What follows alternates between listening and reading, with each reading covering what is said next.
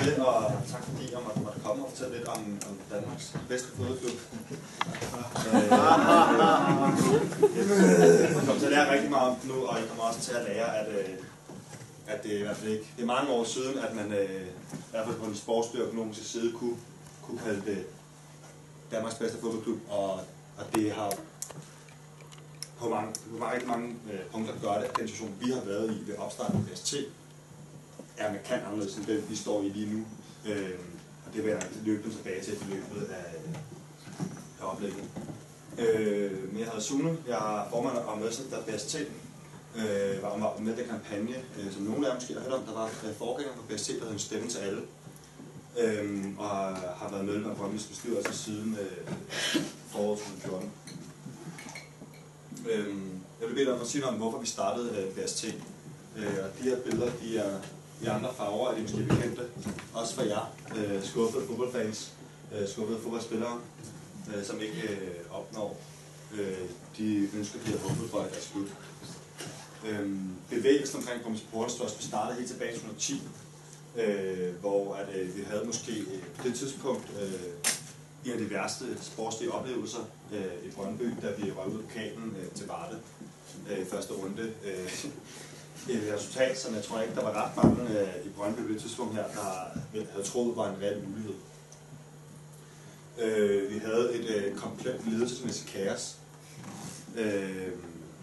Ole Palmo valgte i efteråret 2010 at stoppe som direktør, og han var blot en af rigtig mange, der havde været på posten i meget kort tid, og valgte at sige pænt nej tak til at fortsætte. Og som nu er måske at se, måske også nogle af de kampe, vi har spillet mod jer, så var der en kampagne blandt fansene, der hed Rød Protest, meget kreativt efter farven, som egentlig havde et budskab overhovedet, og det var, at Bjergård vil ikke være venlig at forlade vores klub hurtigt som muligt. Det var situationen i 2010, som jo lå milevidt for den selvforståelse, Brøndbys fans, de frivillige amatørafdelingen, alle omkring klubben havde os selv. Og vi var på det her tidspunkt meget langt væk fra den selvforståelse, der var, at vi er altså Danmarks både største og bedste fodboldklub. I 2010, der blev der for første gang, klubben for første gang, der fans og presset til at afholde en ekstra generalforsamling.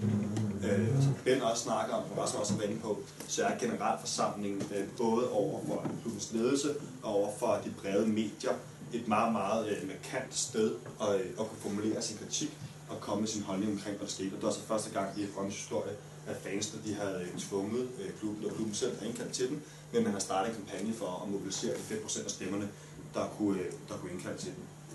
Og det var startskud på den bevægelse, som BST siden blev en del af. Det interesserer jeg måske ikke så meget, men vi kan bare se her, det har været de idéer og de forventninger, Brøndby har haft til sig selv. Man skulle kontinuerligt være i top 3, opnå dansk mesterskab for pokaltitel hver andet år, kvalifikation til UEFA's gruppespil mindst for 3. år, og kvalifikation til Champions League mindst for 5. år. Og du i den her periode, siden vi vandt vores sidste mesterskab, ikke opnået nogen af delene. Så det var ikke en pludselig økonomisk udfordring, en enkelt dårlig sæson. Det var 5 år, hvor man ikke har været i nærheden af at nå de mål, man gerne ville. Og i samme periode, jeg tror alle sammen kender en mand, der hedder Kasi Jesper. Han har skåret penge i klubben så hurtigt, som det ikke er muligt at gøre det fysisk. Og vi har brugt omkring 220 millioner kroner på spillerinvesteringer, som vi absolut intet har fået ud af. Vores aktiekurs fra 5 til 10, heller ikke noget kønssyn, hverken for fans eller for aktionærer, og så er det for klubben, da aktiekursen den afspejler den tillid, den tiltro, der er i klubben i markedet. Og vores regnskaber, stemmer der i prangene, vi har gået fra i 6, har haft gylden år, rigtig mange dygtige spillere, der har solgt, til at levere det ene underskud efter det andet.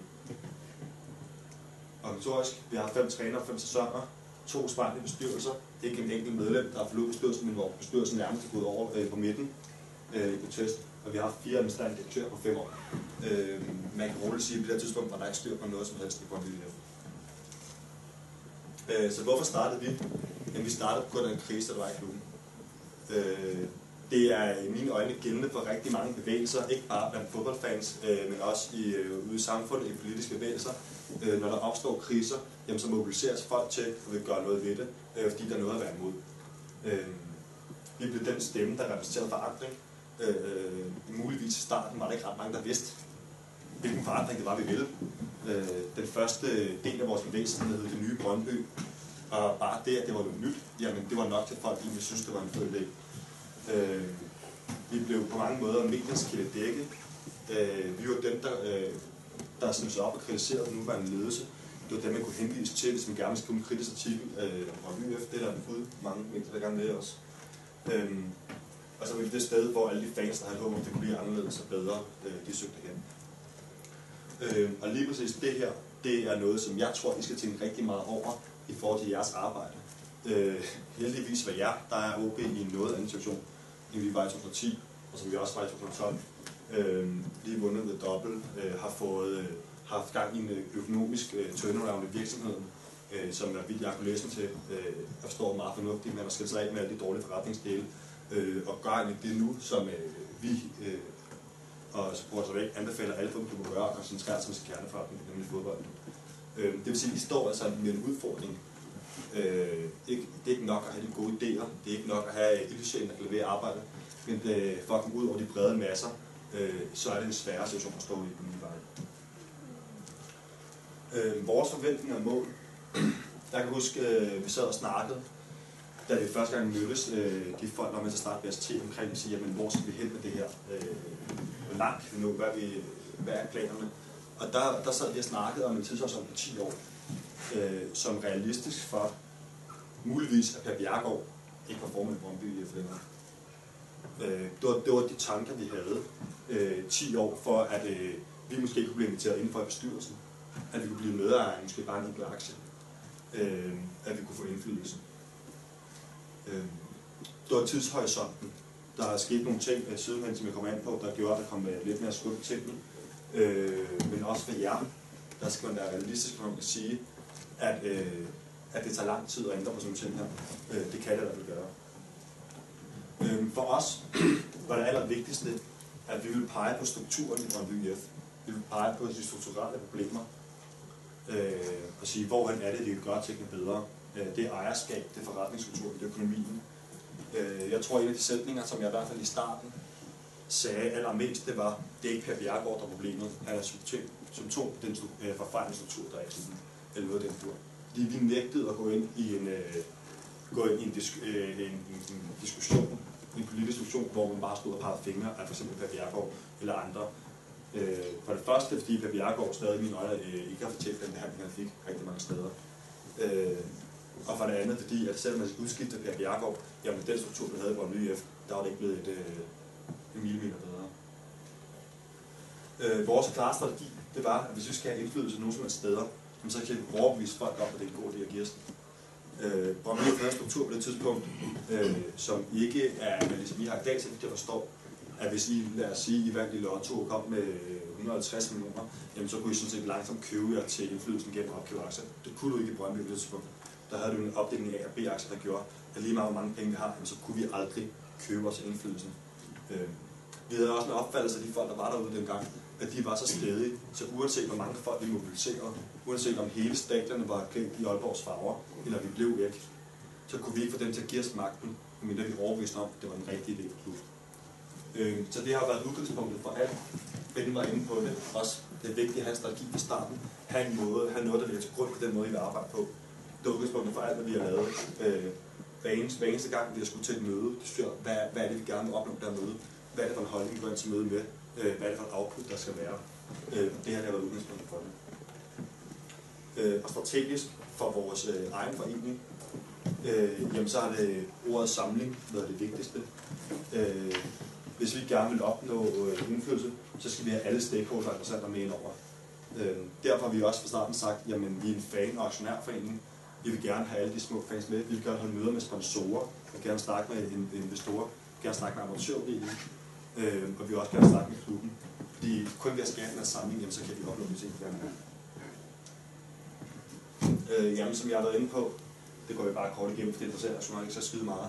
Så var fodboldklubben, eller selskabet Brøndby IF AS, det var ejet af en fodboldfond, som var styret af noget, der hed Brøndbyske Veteraner, hvor der sad, jeg ved ikke engang rigtig mange mennesker, der sad nogle folk der, som alle sammen har været aktive i Brøndby IF gennem 25 år eller sådan noget, og så skulle blive optaget i den her veteranklub.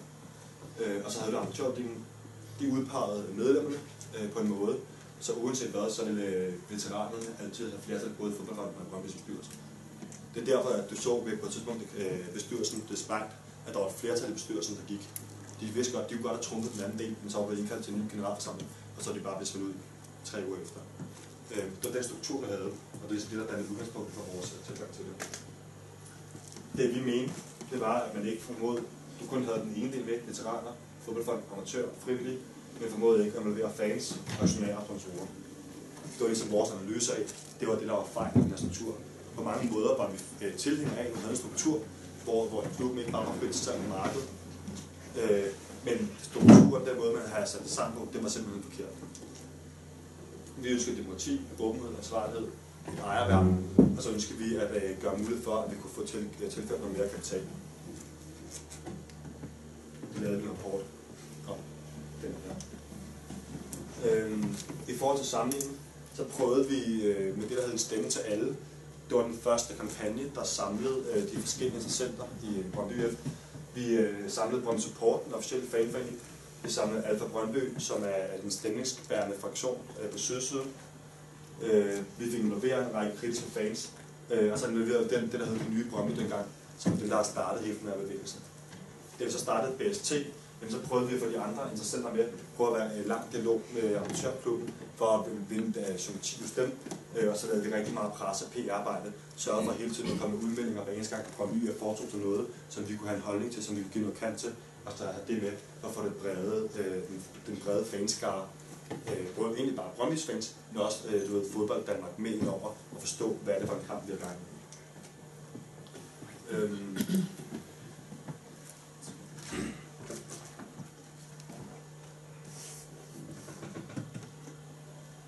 I forhold til, hvordan det er gået, så kan man sige, at inden vi fik samlet den eneste krone ind, jeg ved ikke, hvor mange der ved det, men vi lancerede jo vores aftale med Brøndby IF, da vi dannede Brøndby Supporters Trust. Den lavede vi ved at lave en aftale med Brøndby IF, der gav os mulighed for at købe op til 20 millioner kroner af de her A-aktier. De A-aktier, der sad på magten. Dem skulle vi samle penge ind til. Vi lavede et fan-aktiekoncept, hvor vi lavede nogle fan-aktier, man kunne købe som donationer, og det må vi så købe de her A-aktier for. Det var ligesom hele eksistensgrundlaget til at starte med for BST.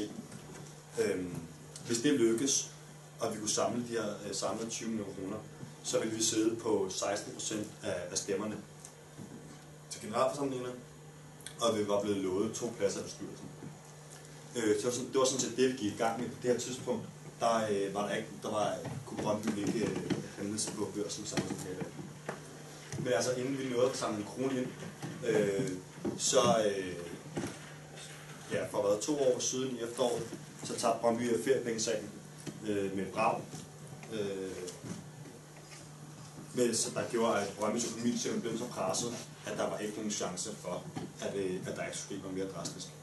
Dagen efter gik en forretningsmand fra en book i medierne og sagde, at han kunne skaffe 150 millioner kroner til klubben, sammen med andre investorer, hvis det var, at man ophævede de her aktiepladser.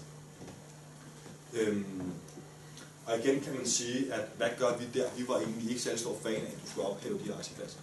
Samtidig var vi også realistiske omkring, at vi kan ikke skaffe de her penge. Vi kan ikke skaffe 150 millioner, vi kan ikke skaffe de penge, der er til, at klubben skal overleve. Vi valgte at vægte fanindflydelsen højst, ud efter resonemanget om, at hvis vi skal have indflydelse, så er det nogen, der skal give den til os. Så det første, vi gjorde, det var, at vi begyndte at tage fat i stedet. Tage fat i forskellige investorer, der kunne have interesse i at deltage i sådan en aktieemission. Acceptere vilkårene, nogle andre vilkår, der gælder. Egentlig skubbe vores egen aftale med klubben til side, og begynde i stedet for at lobbyarbejde de potentielle investorer, der skulle komme til klubben til, at vi skulle have indflydelse, at man skulle have en anden struktur, end man har haft til. Vi oplevede lynhurtigt en position som dem, der havde visionerne, dem, der havde de korrekte holdninger, dem, som repræsenterede klubben fans. Vi fik lynhurtigt en enorm legitimitet i pressen blandt vores medfans, der gjorde, at jeg kunne stille mig op og sige noget, uden egentlig at eje en eneste aktie, uden at vi havde specielt mange medlemmer, uden at vi egentlig havde nået at samle ret mange af de 20 millioner kroner ind, som vi havde ønsket os.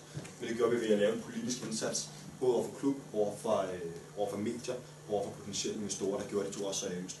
Der gjorde, at det var os, der ofte tog ud og mødtes med investorer individuelt for klubben. Hvis folk var interesseret i at investere i klubben, så ringede de til os, fordi vi opbyggede den position. Vi fremlagde en række strategiske oplæg, planer og loppede klubben til at følge dem. Der gik mange diskussioner omkring at sige, jamen tør folk investere i klubben, der er så dårligt rystet. Vi prøvede at forbedre klubbens egne muligheder for at tiltrække investorer ved at lave noget strategisk arbejde, altså høj kvalitet i faktisk bruge det. Vi samlede perioden mellem 900 og 1500 medlemmer. Og resultatet af den her indsats, det var egentlig, at jeg vil skyde på allerede i vinteren 2012, måske endda før, efter vi har eksisteret et halvt år, så var der ikke nogen, hverken kommentatorer, journalister, investorer eller folk fra klubben selv, der kunne snakke om fremtiden i Brøndby IF, uden at fanindflydelse var en lille løsning. Uanset hvilken løsning, der blev talt om det var, der var en løsning omkring, at vi skulle sælge Brøndby Stadion og på den måde redde klubbens økonomi, man skulle finde investorer, alt hvad der var af løsninger, der var fanindflydelse en central del af det, og det skyldes den politiske indsats, vi har lavet. Vi har stadig ikke en reel indflydelse, men man kunne ikke komme udenom os længere.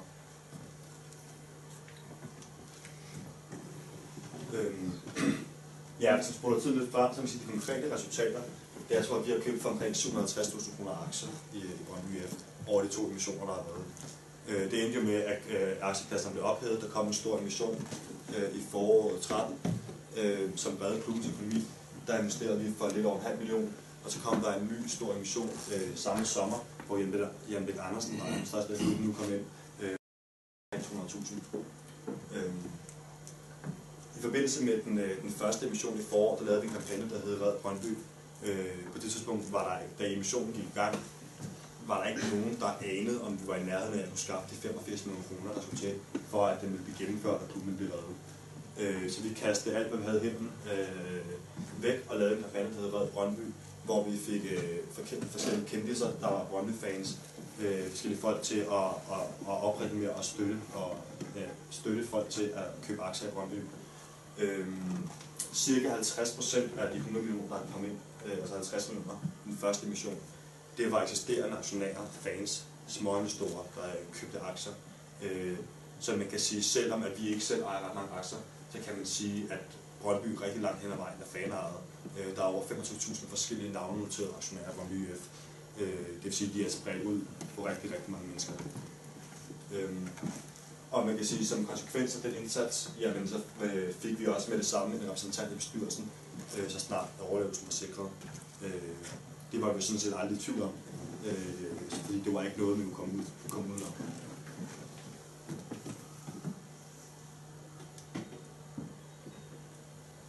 Situationen nu, lidt tilbage til, hvor vi startede.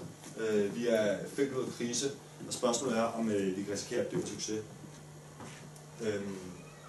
Noget af det, som Ben var inde på, som supporters direct laver, det er jo meget at støtte de forskellige supporters for os der. Særligt som en supporter, som også i stykke tid har været i tvivl om, jamen hvad skal vi egentlig gøre nu? Derfor tog vi også fat i Ben for et års tid siden, og prøve at høre om, jamen, hvad er det næste skridt? Fordi at, der er skabt forholdsvis ro omkring klubben, der bliver aldrig ro omkring Brøndby. Men taget betragtning af, hvordan det har været for nogle år siden, så er der relativt meget ro omkring klubben nu.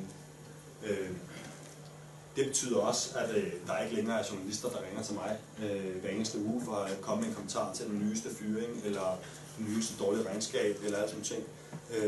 Og det gør jo, at ligesom alt muligt andet, jamen, så får vi mindre eksponering. Vi er i mindre kontakt med vores potentielle medlemmer, også vores medlemmer.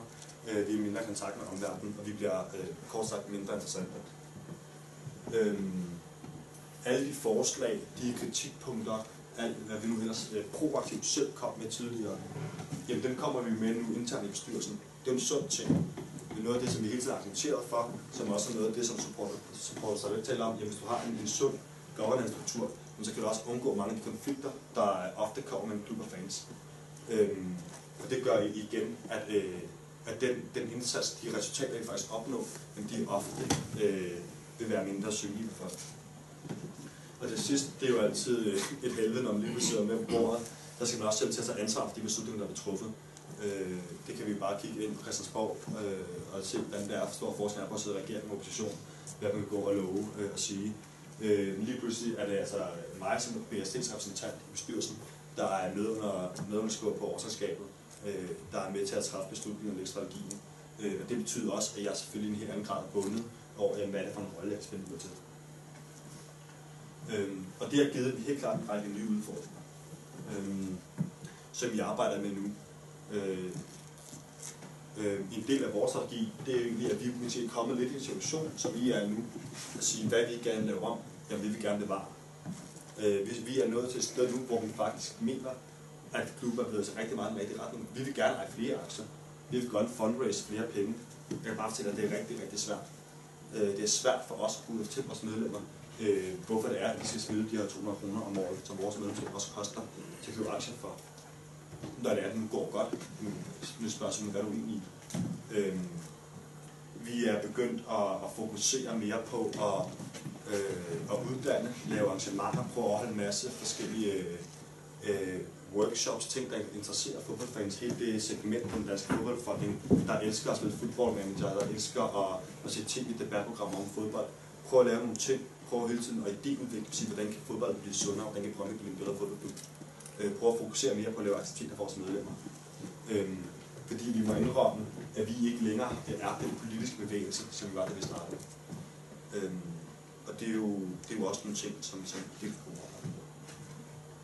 Jeg tror ikke, der er så meget mere. Jeg vil sige den sidste ting, som noget, vi kom i tanke om, da Ben snakkede. Og det var nemlig noget af det, som Ben sagde til det møder, vi havde. Alle folk, der sidder i en fodboldklubs bestyrelse, lige meget om de ikke aner skid i fodbold, det synes det er aller sjovest at tale om, hvad der foregår på banen. Hvem skal vi købe? Hvor meget får han i løn? Hvor mange mål har de scoret? Alle de folk, der sidder i supporters første bestyrelse, det synes det er aller sjovest at tale om, hvad sker der i en bestyrelse i klubben. Hvad er nu det for en idiot? Hvor vil de træffe den beslutning? Hvad skal der ske? Hvor meget får han i løn? Og nogle gange så er det vigtigt, at man forstår at holde de to ting adskilt. Vi havde et helt år i BST, fra vi overlevede og ind til sidste emission, eller til sidste forår i hvert fald, hvor udviklingen i BST var så tæt knyttet op på, hvad var udviklingen i Brøndby. At vi måtte bruge alle vores ressourcer på det. At vi ikke formåede at bruge ressourcer på vores egne medlemmer, på nye medlemmer, fortælle dem, hvorfor vi var vigtige. Det tror jeg er en rigtig vigtig lektie at tage med. Og husk at have nogle folk, der koncentrerer sig omkring, hvad sker der i klubben, hvad er udviklingen af noget, vi skal gøre, er der en politisk indsats, der er nødvendig at lave. Men for guds skyld hele tiden holde fokus på jeres egen forening, jeres egne medlemmer. Fordi ellers så er det umuligt at tiltrække nye folk løbende.